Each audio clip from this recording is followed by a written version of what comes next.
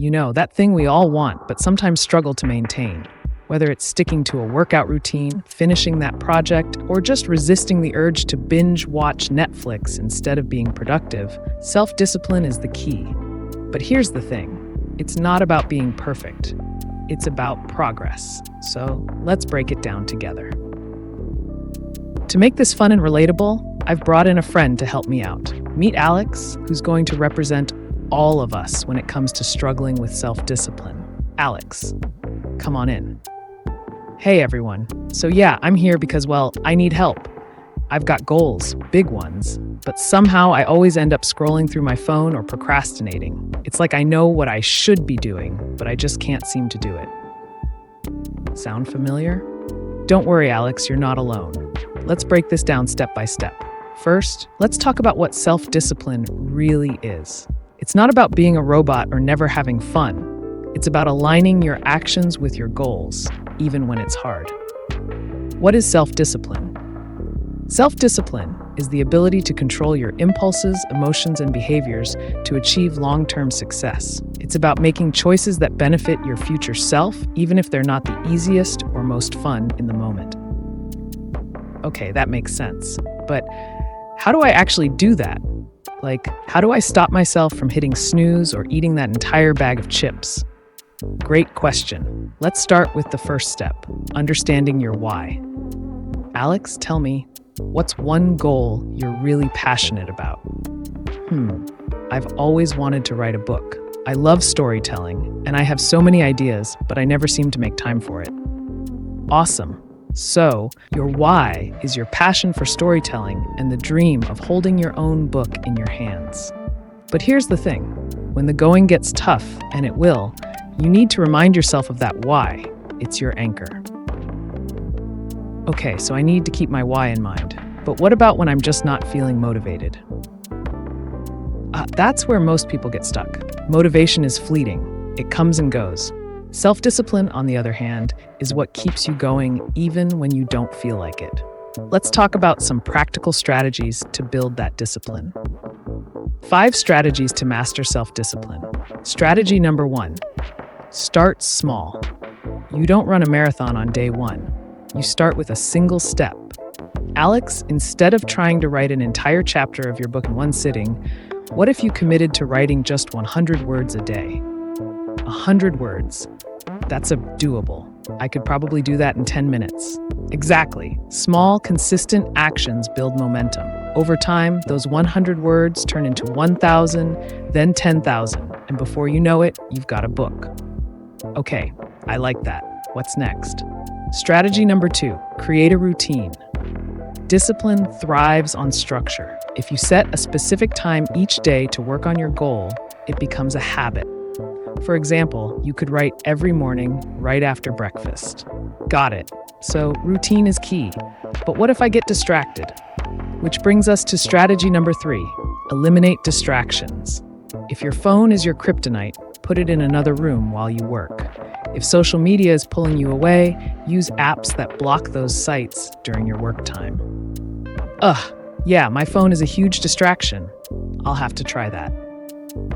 Strategy number 4, track your progress. When you see how far you've come, it's incredibly motivating. You could use a journal, a habit tracker, or even a simple checklist. I love the idea of checking things off a list. It feels so satisfying. Exactly. And finally, strategy number 5, be kind to yourself. Self-discipline isn't about perfection. If you miss a day or slip up, don't beat yourself up. Just get back on track the next day. That's a relief. I always feel so guilty when I mess up. Guilt doesn't help. What helps is learning from the slip up and moving forward. Remember, self-discipline is a skill, and like any skill, it takes practice. Let's recap. 1, start small. 2, create a routine. 3, eliminate distractions. 4, track your progress. 5, be kind to yourself. These strategies will help you build the self-discipline you need to achieve your goals. Alex, this actually feels manageable. I'm going to start with writing 100 words a day and see where that takes me. That's the spirit. And remember, self-discipline isn't just about achieving goals. It's about becoming the best version of yourself. It's about showing up for your dreams. even when it's hard.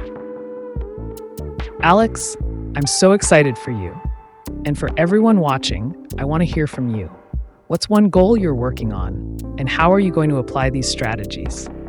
Let's support each other in the comments. Thanks so much for the advice. I feel like I've got a game plan now. And to everyone watching, you've got this. Remember, self-discipline is a journey, not a destination.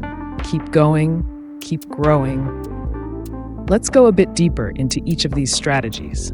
Starting small. Why do you think it's so effective? Well, I guess because it doesn't feel overwhelming. If I tell myself I need to write 1,000 words, I'll probably procrastinate. But 100 words, that's nothing. Exactly.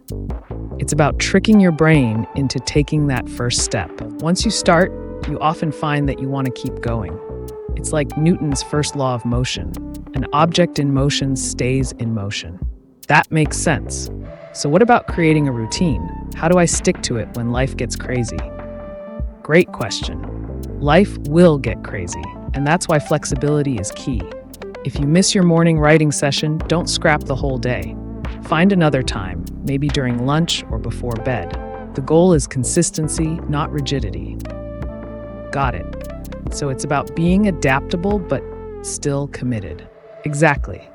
Now, let's talk about distractions. What's your biggest distraction, Alex? Definitely my phone. I'll be in the middle of writing, and then I'll get a notification, and boom, an hour later, I'm still scrolling. Classic. One thing that helps is creating a distraction-free zone. Turn off notifications, put your phone in another room. What about tracking progress? How do I do that effectively? There are so many ways. You could use a physical journal, a digital app, or even a simple spreadsheet. The key is to make it visual. When you see your progress, it's incredibly motivating.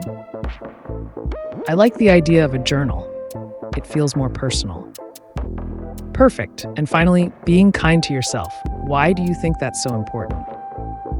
Because if I'm too hard on myself, I'll just give up. But if I'm kind, I'll be more likely to try again. Exactly. Self-discipline isn't about being perfect, it's about persistence. Every small step counts. Let's do a quick role play. Pretend it's Monday morning and you've just woken up. You're supposed to write 100 words, but you're feeling lazy. What do? I'd probably hit snooze and tell myself I'll do it later. Okay, but let's try a different approach. Instead of hitting snooze, take a deep breath and remind yourself of your why. Why do you want to write this book? Because I love storytelling and I want to share my ideas with the world. Great. Now, instead of thinking about 100 words, just tell yourself you'll write one sentence. Just one. How does that feel?